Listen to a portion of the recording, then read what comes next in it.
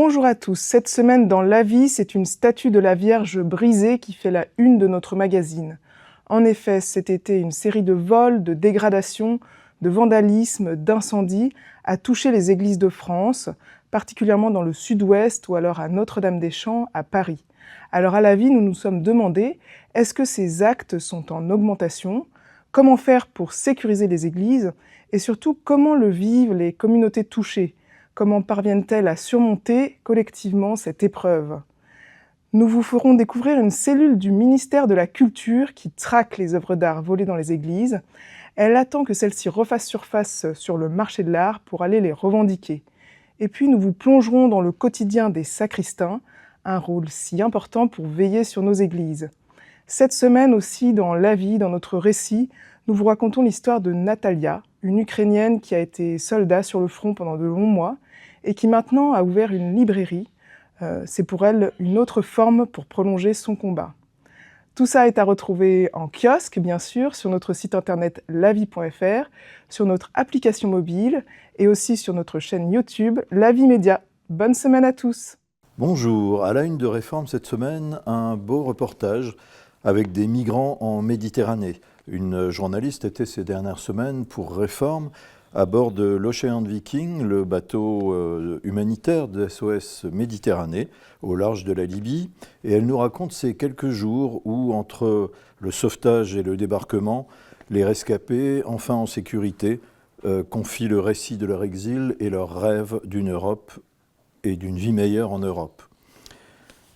Cette Europe où règne pourtant aujourd'hui un climat très nettement hostile à l'immigration. On l'a vu avec les récentes manifestations violentes à Londres il y a 15 jours et à La Haye la semaine dernière, ou en France d'ailleurs, où les campagnes politiques associant l'immigration à tous les maux de la terre se multiplient. Un peu loin de la fameuse parole « J'étais un étranger et vous m'avez recueilli ». À lire aussi cette semaine dans Réforme, un retour sur Charlie Kirk, l'influenceur américain assassiné dans des conditions terribles, dans lesquelles il faisait un meeting. Était-ce un militant ou un martyr, ou un militant et un martyr ? Réponse avec un reportage dans une veillée de prière à San Francisco, et aussi avec les éclairages de certains spécialistes de l'évangélisme américain, comme André Gagné, qui est professeur à Montréal. Voilà, ces articles et toutes les rubriques habituelles sont dans Réforme cette semaine, Réforme par abonnement et réforme.net. Bonne semaine. Qu'ils soient étranges, terrifiants, même agréables, nos songes sont souvent énigmatiques. Famille chrétienne se pose alors cette question: Dieu habite-t-il nos rêves ? Reviendrait-il nous visiter par la fenêtre du songe, comme au temps de l'Ancien Testament ? Les témoignages de nouveaux croyants qui viennent au Christ après avoir été marqués par des rêves nous interpellent et ils nous interrogent sur la place qu'occupent ces rêves dans la vie spirituelle. C'est le grand dossier de Famille chrétienne cette semaine. Découverte aussi dans nos pages d'actualité de la cathédrale de Nantes qui rouvre ses portes ce dimanche après d'importants travaux. La cathédrale Saint-Pierre et Saint-Paul à Nantes avait en effet été cruellement éprouvée il y a 5 ans par un incendie criminel. On en sourit parfois, mais le sujet vaut la peine d'être creusé. Quelle relation entre la belle-mère et la belle-fille ?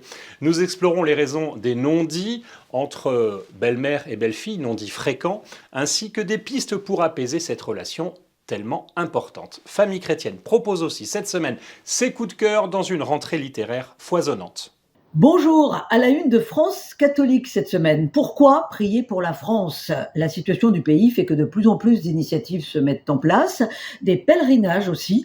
France catholique met donc un coup de projecteur sur celui qui célèbre les 600 ans des apparitions de Saint-Michel à Sainte-Jeanne d'Arc. Ça se passe le week-end prochain à Domrémy. Et puis vous pourrez découvrir sur ce thème de la prière pour la France le récit de l'apparition mariale de l'île Bouchard. C'était en 1947, alors que le pays était en proie à une insurrection communiste.